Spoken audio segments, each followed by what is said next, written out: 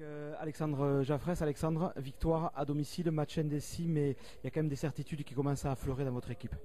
Oui, déjà la certitude d'avoir 4 points de plus ce soir, et c'était le plus important. Voilà, un grand coup de chapeau aux 23 joueurs, parce que ce soir on a vu que, mais au-delà de la très belle performance devant en conquête, en défense et autres, c'est le collectif qui a fait basculer le match.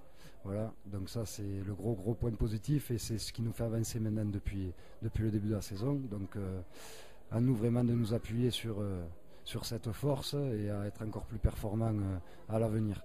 Après voilà, aussi un petit mot pour Christian Gajan qui n'était pas avec nous ce soir et je pense que tout le monde est très content de lui adresser cette victoire. On voit venir vos rencontres très forts contre Narbonne, à Colomiers, Bellefin. On a des gars qui sont bien physiquement et puis un mental qui est vraiment solide. Hein.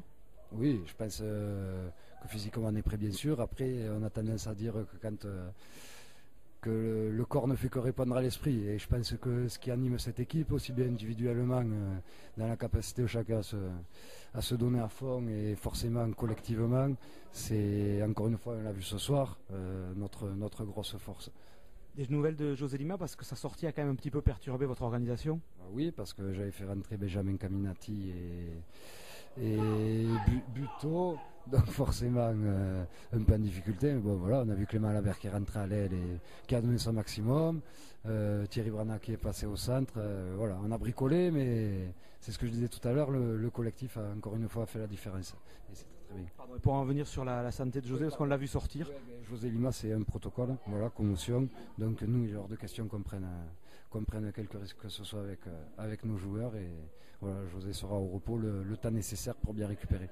Pour finir ce bloc, un petit voyage dans le Cantal, Jean-Alric, le stade tout nouveau des Aurillacois. On va faire une perf là-haut. Faire une perf, on va tout faire pour aller faire une perf là-bas. Après on sait déjà que sa langue de bois, ça va être encore une fois un match compliqué parce qu'Aurillac c'est quand même une très belle cylindrée de la Pro D2. Après voilà, à nous de cette semaine encore une fois de bien travailler, de gommer les petits détails qui auraient pu faire basculer le match ce week-end du mauvais côté, continuer à progresser et puis après Aurillac on verra samedi prochain à 18h30. Merci Alexandre.